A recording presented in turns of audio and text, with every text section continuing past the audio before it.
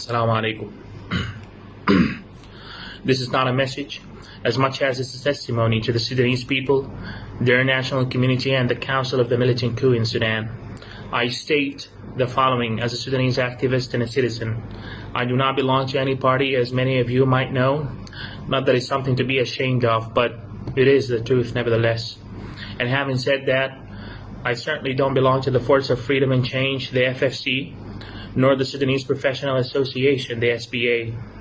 Before taking you back to Monday, 25th of October 2021, the day where the militant coup under the leadership of Al-Burhan and Hemeti was conducted against the Prime Minister, Mr. Hamdok, and his government, allow me to digress further and take you back to 1958, where it all started. 1958 was the year in which the first militant coup occurred in Sudan. In 1969 was the second militant coup, and in 1989 was the third one. So it's very obvious to say that what Al-Burhan and Hemeti have done was no different from the militant behavior throughout the history of modern Sudan. But what is not so obvious to state, and you have to pay very close attention to grasp, is that every time we had a transitional period in Sudan, the dictatorship that came afterwards lasted longer than its predecessor, and vice versa regarding transitional periods in Sudan. Each transitional period was shorter than the previous one. After 1964 revolution, the transitional period lasted about 5 years, whilst the dictatorship that took on power lasted about 16 years in office. In 1985, the transitional period lasted about 5 years, whilst the dictatorship that succeeded that transitional period lasted about 30 years. And now, this transitional period did not even hold up to 3 years until we had another dictator who tried to restrain it. As if every revolution in Sudan is meant to be rewarded with longer and much worse dictatorship. 65 years. 65 years since independence. 55 years of which militants were in office. Only 10 years civilians had the right to govern themselves. And even that right was given to them during transitional periods only. Exceptional times, they say. So with this insight to our political Sudanese history, the fact that Al-Burhan is trying to justify the militant coup by claiming that he's rectifying the path of the revolution is just preposterous and quite frankly absurd. Now that you have an insight to our militant history, I think you can tell where his mindset derived from. I mean, in what world does a militant coup become the rectifying process of a revolution that occurred in the first place to stop such practices from ever happening again?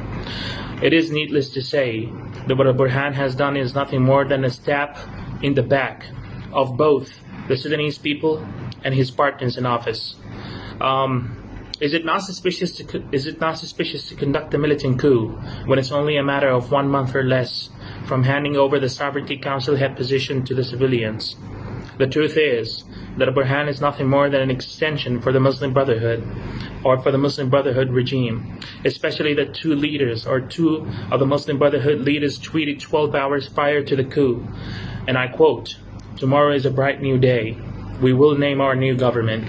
Get ready." As an activist and a very close observer to the political view in Sudan, I do admit that the FFC performance was not at its best. There was political share of power among the FFC parties. However, there have been many right doings, such as harnessing the inflation rates, imposing peace all over Sudan, re-engaging with their national community after long and dark ages of sequesterness due to the past regime of Muslim Brotherhood, let alone encouraging the freedom of speech and much more. So even if the FFC hypothetically mismanaged a couple of issues, that does not justify by any means the militant coup of Al-Burhan. Nothing does. Not to mention that the FFC parties were 30 years out of political practice realms. And as many of you might know, that democracy can only be learned by practice it. They were not given enough time to do so. And as far as the Militant Coup Council, I do recall a wise man who once said that the way you take on power determines the way that you're going to practice it. Well, with that being said, I guess we have very long, bloody, vicious days ahead of us if we don't act right now. That's why I urge the Sudanese people of every color, age, tribe, religion, or gender to get back to the streets, for the dictator will give no advantage to any of us based on the categories mentioned. This testimony is in English because I want the whole world to keep their eyes wide open on Sudan on October the 30th, where the Million-Man March will take place to restore what is rightfully ours as people and to prove to the world, and most importantly the militants, that nobody